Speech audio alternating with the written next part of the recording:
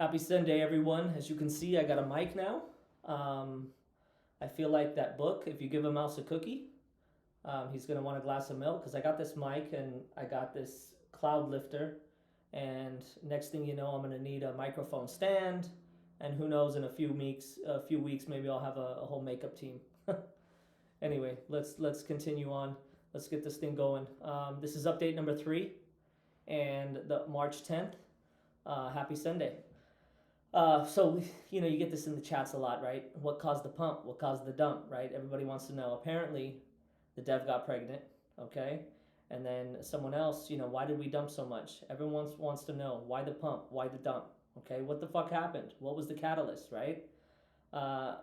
Zerg says, the true way to dox yourself as a crypto pleb is to ask what the reason for the send pump is. On any given day, it needs no reason. Its path to 1 billion is preordained. Anyway, that's funny. Some action for you this week in the chat. Let's see. So let's go to the weekly update for the devs, right? Okay, so this week, Big Boss, he worked on and finalized the distribution and send tag checkout migration to Base.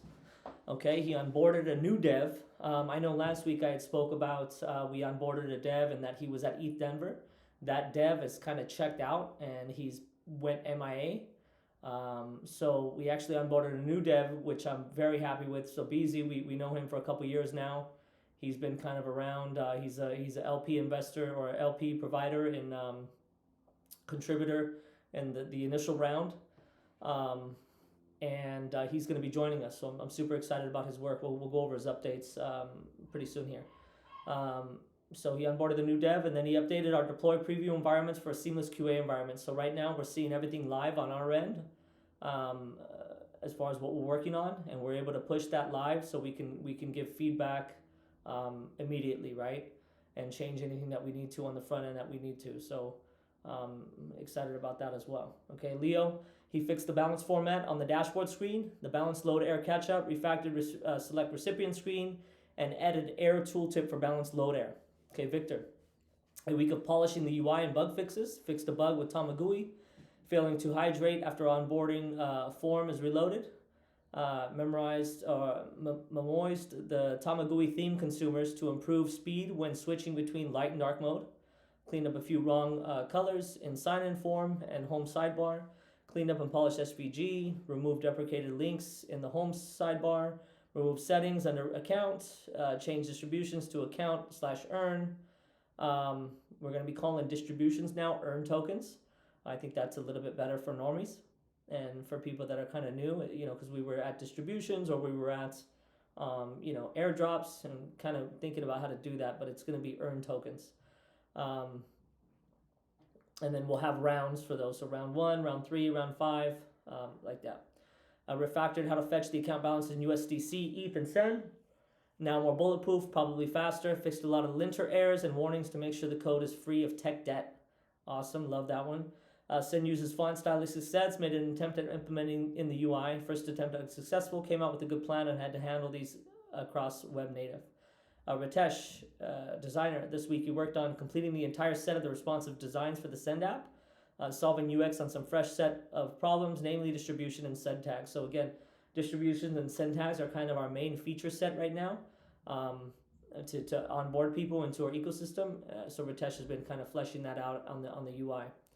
Now BZ, again, this is we onboarded him and he's coming on board. I'm super excited about this. This guy's a fucking rock star. He's super attention to detail, which I really like, and I think him and Big Boss are going to be a good team together. So he's got set up the development environment running up locally. He made sure there were no obvious bugs in the deployment process locally. Big Boss did a good job fixing all the stuff I encountered by the time I woke up. What a beast. I spoke with Big Boss about tasks that were lingering that I could possibly tackle. So again, I spoke about this in the chat about the onboarding process. So Big Boss BZ says, finish our search and profile page backend. Currently, profiles are only linkable to their tag names, but we also need a support phone number. So if you're searching to send me some money and I don't have a tag using my phone number, should have me show up. And on the profile page side, the URL will be profile my user ID. Or we can add some other public identifier. Ethan's been asking about a sequential integer ID, so that would be cool to add too. So we have kind of an ID. If you notice on send.app, there's an ID right there, which is just too long, and that's dumb. So it's basically you're going to have a SID, which is your send ID, and it's going to be in sequential order of the time that you signed up. So you have 10, 15, 30, similar to the way that Farcaster does it. So that's look out for that. Okay, this one is a bit this number 2. This one's a bit bigger, and the spec is not well defined. Account recovery and sign in with challenge. Right now, there's no way to recover access to your account if you lose your phone. We need to include a challenges table, so when a user logs in, we ask them to sign a message via their verified Ethereum address. Then once they send us the signed challenge, we provide them a signed JWT. I want us to use the ERC 1271 or EIP 6492 for signatures, so we can share this logic for our externally owned accounts and our new send accounts. So when you have new send accounts coming on, when we get to that, where we have send accounts on Base, it's going to be different than obviously the account that you have now. So that's what he's talking about. So his plan this week, implementing the API for number 1 in the coming week seems pretty straightforward, and fully spec out account recovery and challenge APIs along with database schema, and implementing an extensible layer for signatures moving forward. I love that update. Great work, BZ. Looking forward to that. Let's continue on. So again, I'm always talking about this treasury, right? And so I updated. We're going to be updating. If you look in our docs on info.send.it, I update the treasury balances every 7th of the month, and I'll continue to do that forever, right? So our treasury balance, if you look on the 7th of January, it was 1 ETH, over 18 billion send, 170 USDC, 30.38 revenues in revenues on for send tags, and then 7,000 in the bank. And then you look, okay, I think we moved some, or I think we had moved some liquidity. When we moved liquidity over, we held some of that back, and we had some more. But if you look on now, okay, we're in a really, really good situation. So partly a lot of that is because, first off, revenue went crazy, right? So I mean, not revenue, but trading fees, right? So trading fees, we sweep those on the monthly, right? So the trading fees were obviously really good the past few weeks, and we swept those. And all in all, we got about 3.5 ETH. Okay, sick. About 12 grand. And then what we did is I market sold. So if some of you've seen that, around the £2, 3 zeros and a 2 mark, you've seen that I market sold about 295 million send. Now this can happen at any time. It's similar to the Ethereum Foundation. I've spoke about this in the videos. Okay, I can market sell anytime I think that we need to. Okay, so I market sold 295 million send for about 75,000. Now, a friend of mine, Samuel, reached out and said, instead of market selling it and giving that red candle, maybe think about, adding it as liquidity so people can buy into the send that I have there, and then I will get the ETH, so it's less harmful on the chart, which I'll probably do that next time. But so that just, I understand that a little bit better. So you see, we bagged here now 108,000. So we had originally about 40,000 in there from between February and March, and then I bagged another 75,000. Okay, so our treasury now, if you've been watching the videos, it went from, I told you we had 40,000, and that was going to last us till March, right? Now with that market sell, we have treasury for March, April, May, and probably part of June, right? So we've put ourselves in a very good situation financially where we're not going to have to market sell anymore, right? For the time being, for the next few months, right? And we can continue to develop, right? And as you can see here, the assets in the multi-sig match what the assets are on the info.send.it. Okay. Now going into that a little bit more, right? So we can actually, so I spoke in the chat, right? We have kind of 3 ways of kind of making revenue right now, because again, if we don't have no money, we're not able to operate, right? And we don't really want to raise money from VCs, because we want them to market buy, right? Like everybody else, right? Of course, we can sell them some send from the treasury at a good deal, right? But we always want to be able to be in control of our own process here, right? So if this is, for instance, right here, so we have over 19 billion send, right? If I was to market sell today 313 million. That would be an 11% price impact, and we would bag about another $120,000, right? Which I think is we're always in control of our situation financially. So that's one way of bringing in money. The other way, and we don't want to resort to that, but that's there if we need it, right? And that's why we have such thick liquidity, because we have the foresight to see that we're going to need to self-fund here. Okay. Number two is the fees, right? They've been helping us out a lot. As you see, we swept on the 7th, and today's the 10th, so it's been 3 days, and we already have 0.67 in fees on the ETH side. Okay, so we're going to continue to sweep that every month, and we'll put that in the treasury, and we'll use that to pay devs and pay team members. Okay, and then the other one is the SendTag revenues, right? If you look right here, it was on the 7th it was 0.39, and today it's 0.75. So people have been registering SendTags. The minimum is 100,000 for distributions, plus you need to own a SendTag, right? That's revenue for us. We've talked about this before. We want to continue to bring that revenue in. We think when the move goes to base and fees are cheaper to register a SendTag, people are going to continue to do that, right? You have to have a SendTag, or you have to have, if you want to participate in distributions, you need to own a SendTag. We're very grateful for the people that are doing that, because that's, again, revenue for us. Look we have 2,000 here in the send revenues, multi-sig. And then we also have ETH fees, right? ETH fees are currently 2,500. So you pair that, that's about $6,000 in again revenue that we're bringing in. Okay, I want to go over this now. So I spoke about this before, and you can look. This is the first video. Okay, this is the first date of the first video. So the 24th of February, and you see, and I told you that. If we do, the price goes up, obviously this treasury starts to go up, right? So we had, 1.8 million. This was, again, what is it now? 2 weeks ago, over 2 weeks, right? And price is now going up. And if you look on the first, okay, this is when the second video happened, right? We were at 4.4 million. And I told you in the last video, if we do a 10x from there, our treasury is going to be at, 45 million, right? And then there's going to be ample liquidity again to sell into, right? Well, check out where we are today, right? This actually should say 10. So this is 310.24, right? So this is where we're at today. And you can see that our treasury balance now has done a 2x from where it was 10 days ago, right?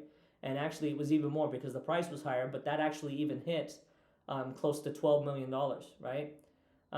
So again, look at that. I mean, you went from 4 million to 8 million. We're always putting ourselves in a situation to continue to build.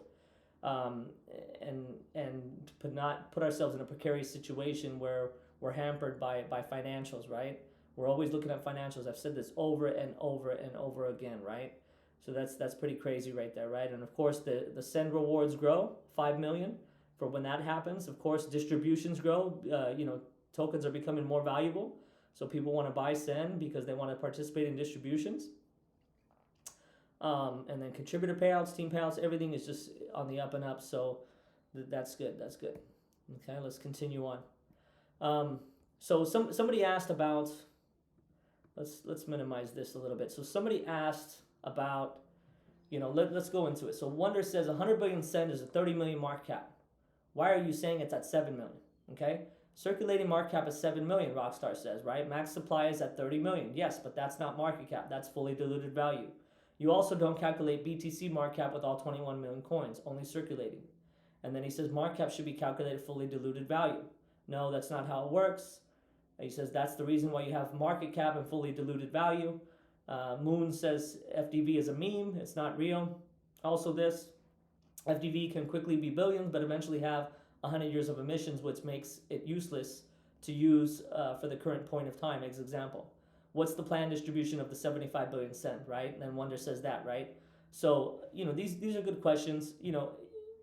Wonder is right to ask this. Where is the 75 billion send going?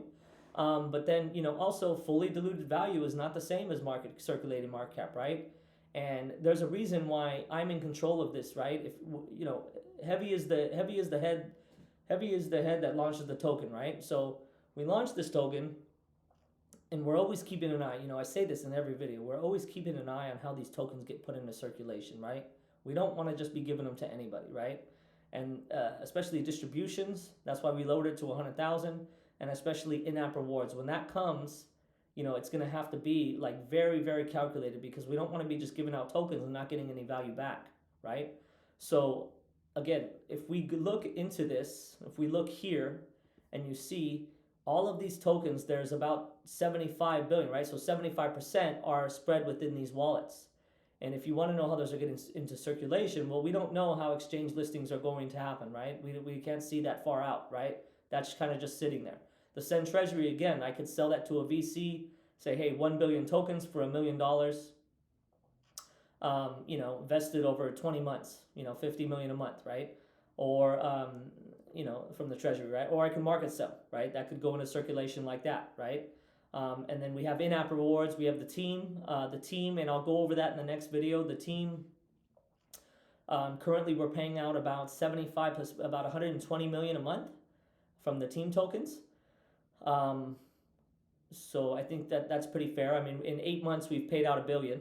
Okay, contributors, we've paid out close to 2 billion. Probably could reel that in a little bit, which we are, because the price has gone up. So we want to get our money worth as far as that as contributors. And then distributions, as you know, those are going to continue into next year. So again, this whole, how we plan on getting the 75 billion in distribution, it's going to be a month by month thing, right? And it's all pretty much done by me. I mean, what I say goes, right? Okay, let's talk a little bit more about our financials here. Okay, so, or let's go into what this guy says. So he says, this guy Temi, right? I looked up high float. So you need to know. So high float tokens are tokens that have a large number of circulating tokens available in the market, right? The circulating supply refers to the number of tokens available for trading, excluding tokens held by the team, locked in contracts, or reserved for future use. High float tokens are typically less volatile than low float tokens, as there are more tokens available in the market to buy and sell, leading to a more stable supply-demand dynamic. High float tokens are also more liquid, as there are more tokens available for trading, which can make it easier to buy and sell large quantities of tokens. Okay, so we're not a high float token, but we do have good liquidity, right?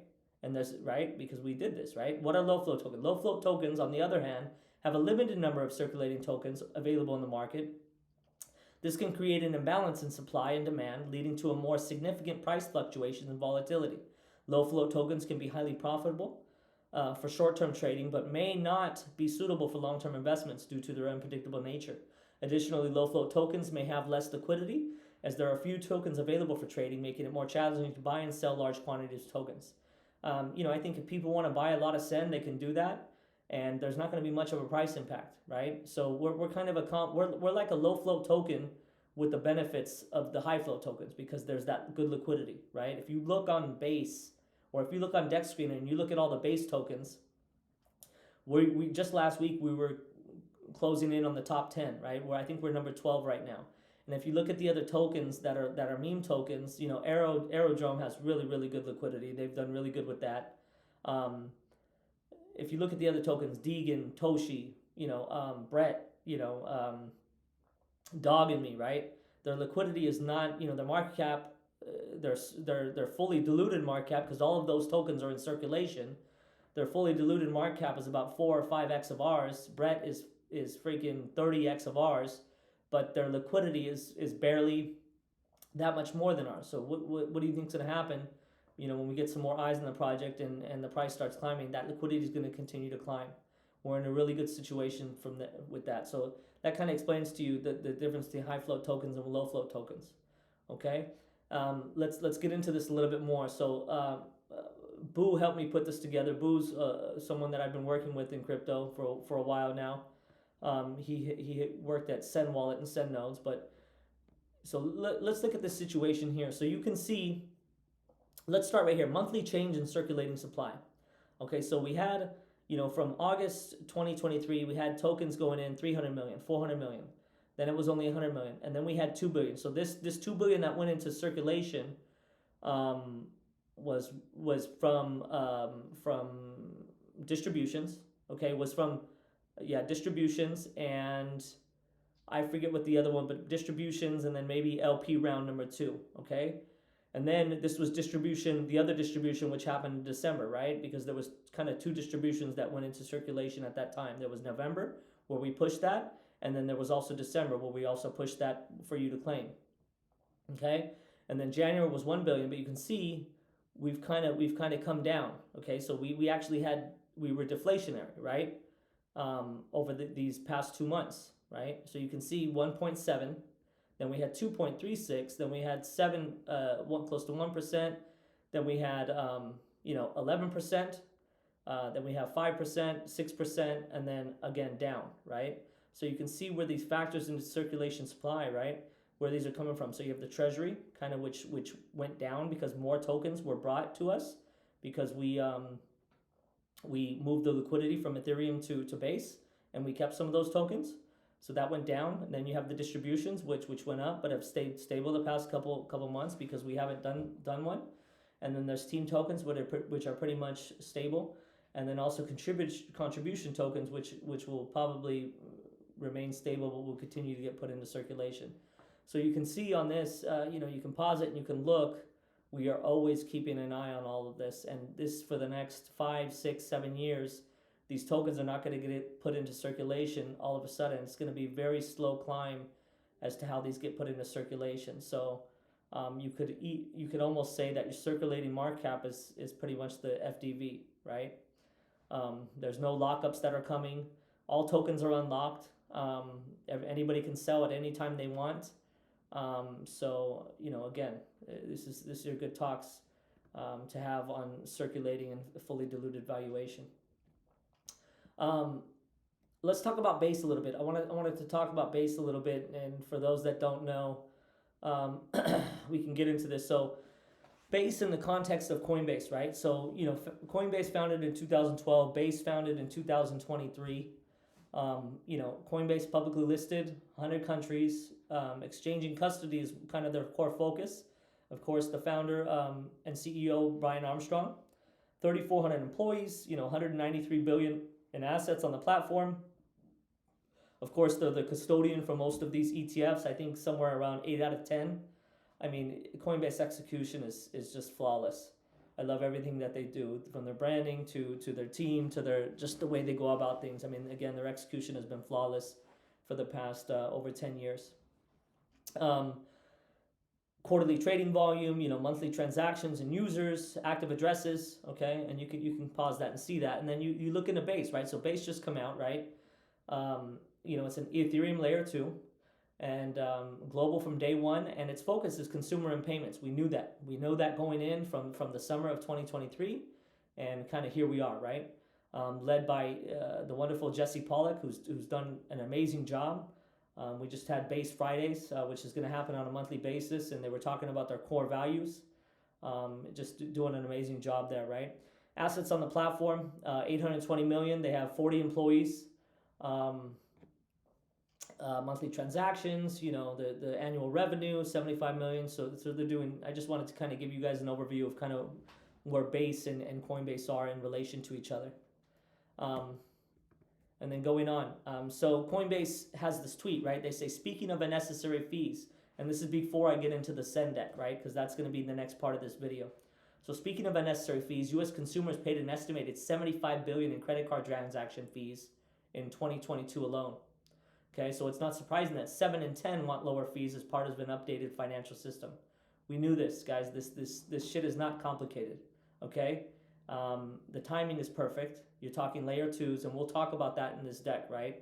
And then Brian Armstrong says, it's just sending bits of data. It's roughly equivalent to sending a WhatsApp message, which is free and encrypted. Why does it cost 2% when you swipe your card?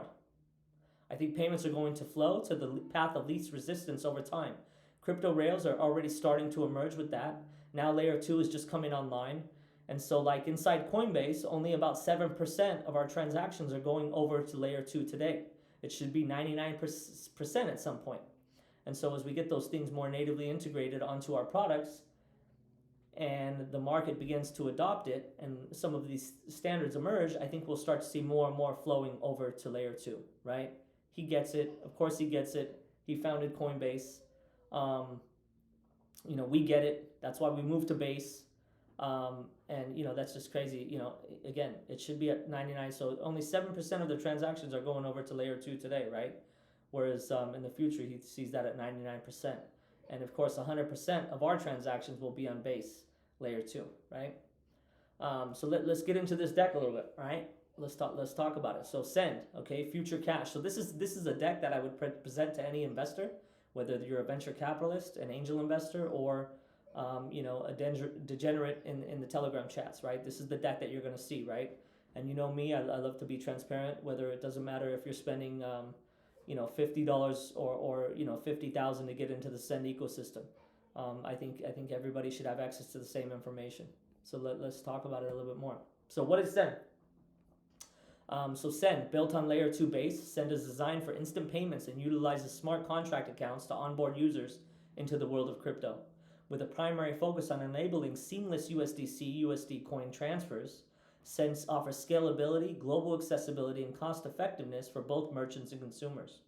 Okay, so Send is the equivalent of Shopify and Stripe for USDC, serving as the foundational infrastructure for merchants and stablecoin transactions. So that's a little bit of kind of what we want to do in the future.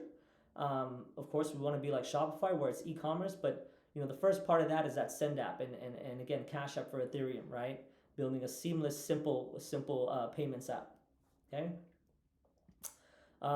So let's talk about the problem. What's the problem? Okay, there's a costly burden of credit card payments, right? That's what Brian Armstrong just said, right?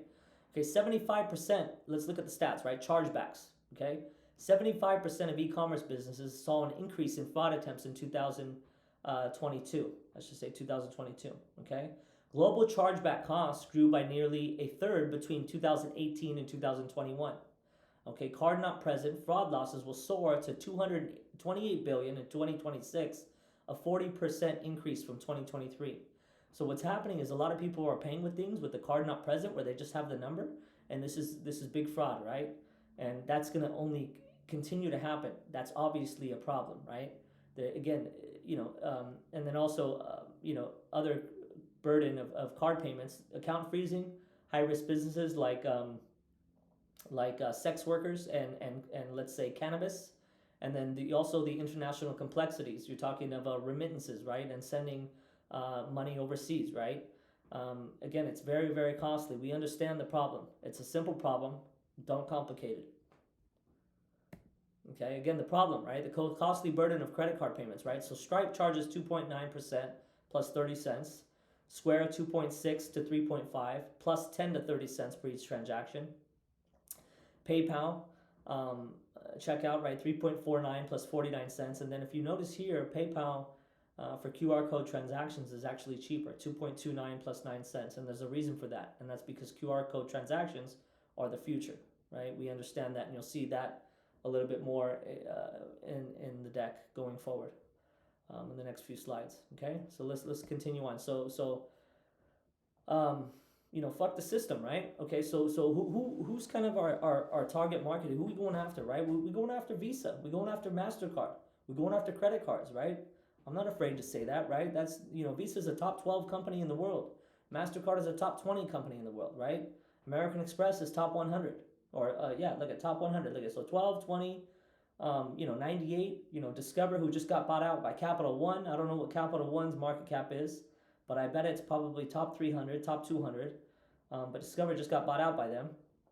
So when you look at it, in the United States, 9.563 trillion purchase volume are done by credit, debit, and prepaid cards. Right? It's an increase of 13% over 2021. Right? And then you can see the breakdown. Right? Visa and Visa Debit own obviously 60% of the market. That's why they're top 12.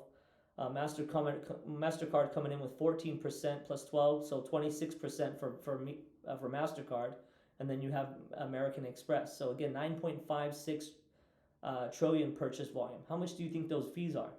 Very, very. It's a lot. Okay, it's a lot. Okay, so continue on. So what's the market opportunity, right? So the market opportunity is this digital payment revolution. Everybody is paying now with this tap to pay, right? How do we get them to pay with their phone, but without using a credit card, right? So in 2022, there were 3.4 digital wallet users in the world. By 2026, the number of global digital wallet users is expected to grow by 53% to reach 5.2 billion, okay? Global leading e-commerce payment methods, okay? You look at digital wallets are increasing, right? 49% to 54. Now, if you look right here, this is kind of significant. These are wrong. These numbers are wrong. Probably 2061. I got to fix those. So credit cards have gone down from 20% probably to about 18%, right? And then debit cards. People are not using debit cards anymore. They're using digital wallets, Apple Pay, Google Pay, things like that. And then what you're noticing here, if you look in this last chart right here, or this last graph, is account to account. So peer-to-peer transfers are going up. People are paying peer-to-peer. And this is peer-to-peer through Venmo, Zelle, Cash App, and also peer-to-peer by way of QR codes, okay? So we know the market opportunity. It's massive, right? In 2022, the global transaction value of digital wallet transactions was 7.5 trillion. And you can see right here, Visa payments volume versus stablecoin volume, right? From 2017 to 23, you see the Visa volume, of course, is going up, right? They went down a little bit with COVID, but you can see it's going up, and then it went down a little bit in Q1 and Q3, right? But you can see what's going up, stablecoins, right? So stablecoins are starting to grow, we know, right? This is why we're using stablecoins, right? It's Cash App for Ethereum using stablecoins, right? It's continuing to go up. It's going to continue to go up. Stablecoins are going to be the preferred payment method for sending remittances or paying merchants, okay? That's what we believe. We're sticking to that, okay? So why now, okay? So why now? Why not 5 years ago, okay? Well, why now? Accountabstraction, right? ERC 4337 and passkeys, right? It's user friendly, and then you have the gas abstraction where we can pay for, you can pay for transfers. If I'm going to send you 100 USDC, I don't need Ethereum to pay for gas, right? So we're abstracting away the gas, and then also passkeys, right? So easy onboarding, okay? Number 2, layer 2 solutions, right? They're scalable and they're secure, right? And they're just cheaper, right? And then stable coins, right? They're global, programmable, reduced chargebacks, faster settlement times, and then they're financially inclusive. Anybody can use them, right? They're not gonna, it's of course, if you're doing anything crazy, then they'll like take your fucking USDC. You can't be running drugs with them or running guns, but they're financially inclusive. So you can, be a sex worker, you can be a cannabis business, right? Those are stable coins, right? And also the biggest one for me is QR code, right? Why now? Well, QR codes are used a lot overseas. I'm in the United States, so they don't use them as much, but the Coinbase ad on the Super Bowl a couple years ago was one of the most, brought them in a lot of downloads, right? So by 2026, QR codes are predicted to be the most popular type of digital wallet transaction globally, with 380 billion transactions and 40% of all transactions by volume. Okay, that's by Juniper Research. Okay, they're mobile, cost-effective, and they're easy to integrate. Okay, QR codes. Okay, let's get into it a little bit more, right? Let's look at the solution. So the solution is a new era in merchant payments, right? Send revolutionizes payments with smart contracts and layer 2 technology. It cuts fees, it expands reach using blockchain tech. Okay, again, going into these solutions, right? Smart contract accounts, account abstraction, streamlines wallet management, simplifies transactions, and offers versatility in account types. The foundation, building on Base, Ethereum Layer 2, incubated by Coinbase and built on the open source Optimism stack. Solution again, there's 4 solutions, right? There's smart contract accounts or smart wallets, right? There's Base, there's USDC, and there's QR codes, right? Easily integratable payment API designed to ensure price stability in peer-to-peer transactions while simplifying secure data sharing for digital finance and cryptocurrencies. Seamless use in both e-commerce and retail environments. Okay, again, smart wallets, layer 2s, smart wallets, Base, stable coins, USDC, and QR codes. Okay, that's the stack, right? That's the solution. Don't complicate it. Okay, and then what I like to say is kind of our product, right? I like to kind of compare our product to if you're playing like a game, right? There's the battle royale games, right? This is like Apex Legends and Fortnite, right? These are a little bit more complicated games, right? I like to compare that to crypto, Robinhood, and Coinbase apps, right? Where it's kind of like it's a portfolio tracker. It's a portfolio tracking. It's a trading app, right? You can do swaps with all types of tokens, right? Send is not really like that. It's not a portfolio tracker. It's not really a trading app outside of USDC, Ethereum, and Send. It's a simple app, similar to what like a match 3 games. like Candy Crush and Bejeweled, right? It's just a very simple app, right? And Albert Einstein quote, everything should be made as simple as possible, but not simpler. And that's kind of the product that we're building at Send. It's just a very, very simple app. So Send app, right? It's a mobile app for sending, receiving, and paying with USDC. Okay, that's the product. We know that, right? Send.it, a robust platform for both online and in-person merchants, offering secure and flexible stablecoin payment acceptance. Right? How do these merchants accept these stablecoins? We're going to build that for them. Right? Send.it, our valuable domain, and then SendPay, easily integratable payment API designed for seamless use in both e-commerce and retail environments. Okay, that's our lineup, right? Send app, Send it, and Send Pay. Okay, we're not there yet. We're gonna get there, right? Starting with Send app. Okay, let's continue on. Left foot, right foot. Again, step 1, Send app, right? Step 2. I switched these around, so this should be step 2. So Send.it is step 2, right? And then we have Send Pay, right? Step number 3. Okay, left foot, right foot. I've been saying that since the beginning. You know, I kind of want to talk about so. You know, when you're building a product, right? If you were to, let's say, let's say you were to build a house, right? A custom house, right? You were going to buy some land and you're going to build this house, right? Now you're going to buy the land, then you're going to you're going to put the foundation, and then you put the framing, and then you start building. You build the house and you put all the interior inside. You put some nice landscaping, and that's kind of how I look at building Send, right? I'm not looking towards the end and all the fixtures inside the house. We're just not there yet, right? But we're looking, we're getting close right now. But right now we're doing the framing, right? We've kind of laid this foundation, and we're still laying the foundation with the accounts and with the Send tags and the distribution. But we bought the land. We have the Send. That's our land, right? We have the trademarks. We've acquired all this IP. This is our land, right? And then we're laying the foundation now. Then we do the framing, and we're building this really nice house, right? And people talk about competition. Well, this person's doing this or this person's doing that. We don't worry about that. Just because somebody is building a house, the next city over, and they're working on their house, doesn't take away from me building my house. I'm building my house. My house is going to be just fine, and I got the players to do it, right? We got the contractors. We got we're sourcing the right materials, right? And that's kind of how I look at building Send. Is it's this bitchin' house that we're building, and we're gonna have this sick fucking party, and everybody's invited. And nobody's going to take that from us.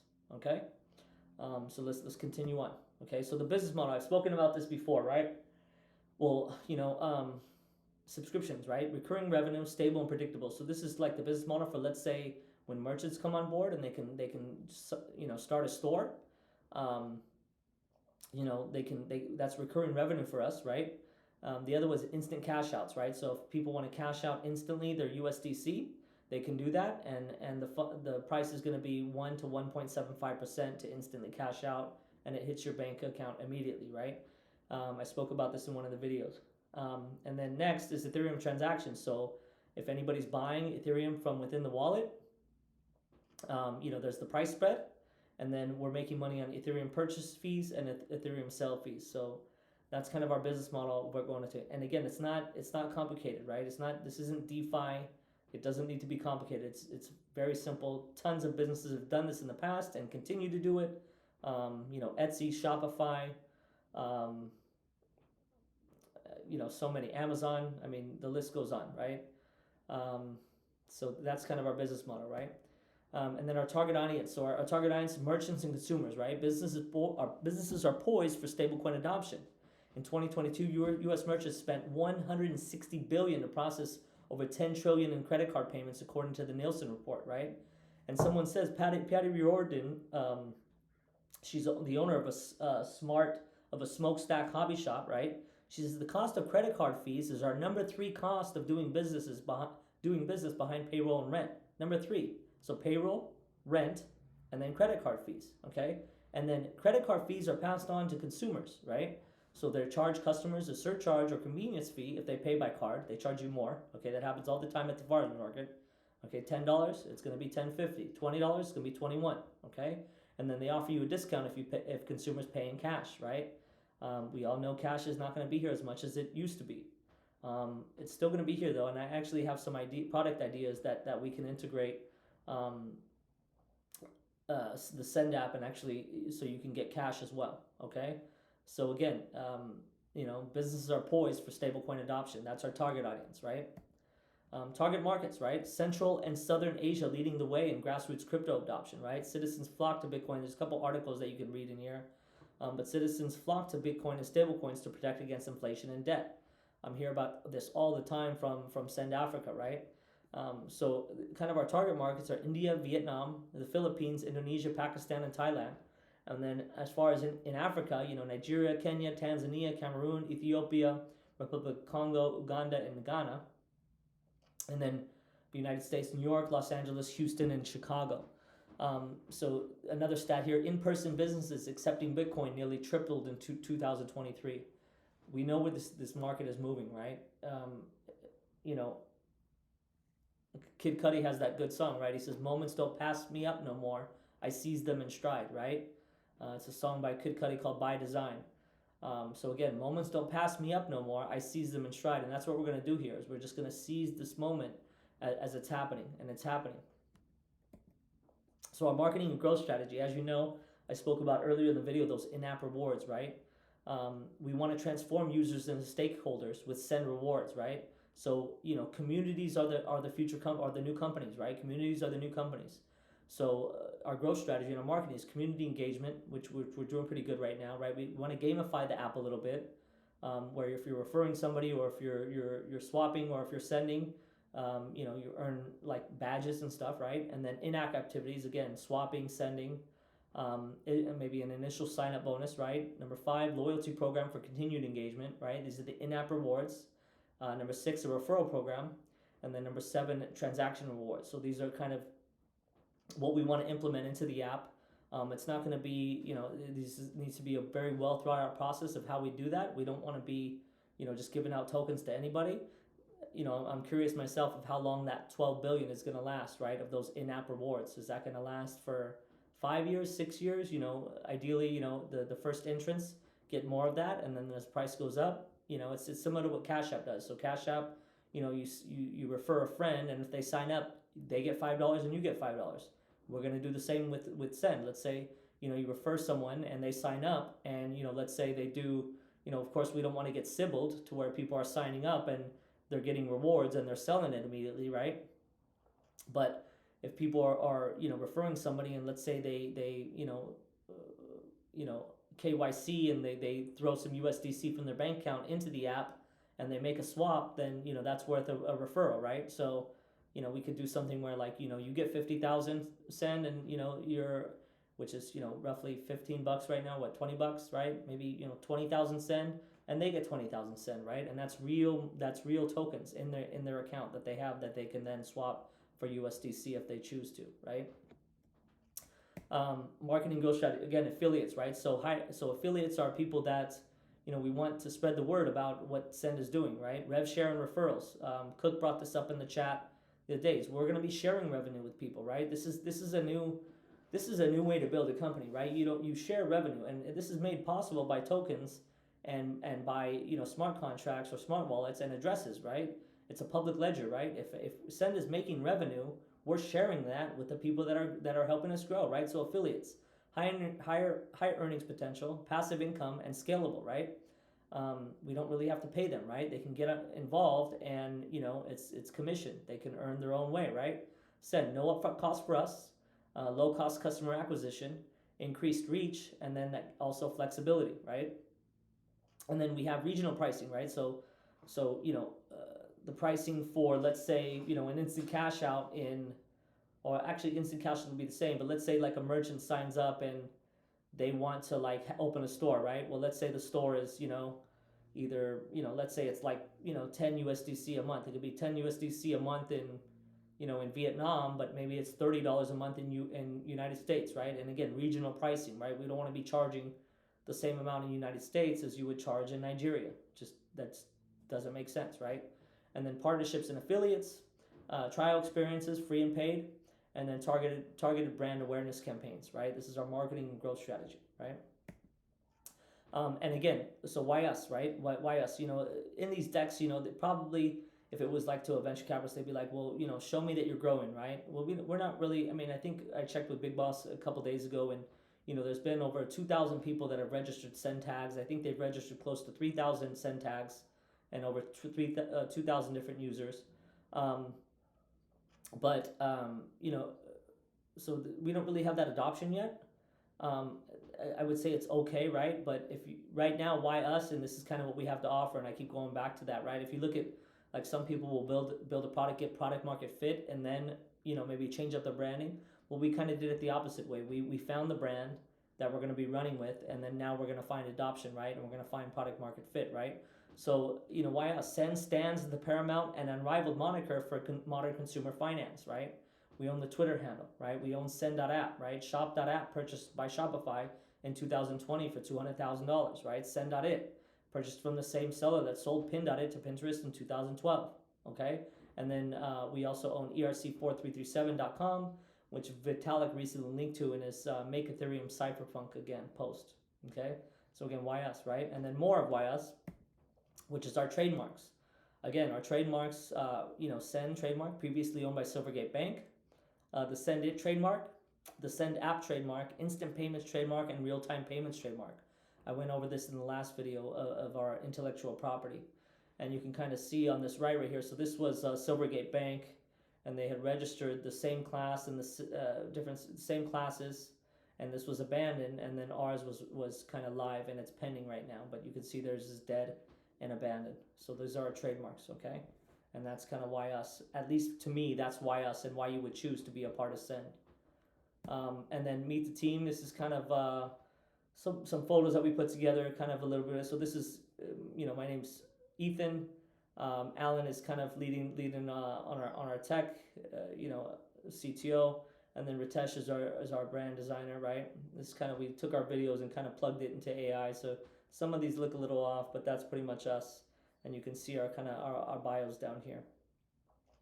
So hopefully, this video hasn't been too long for you.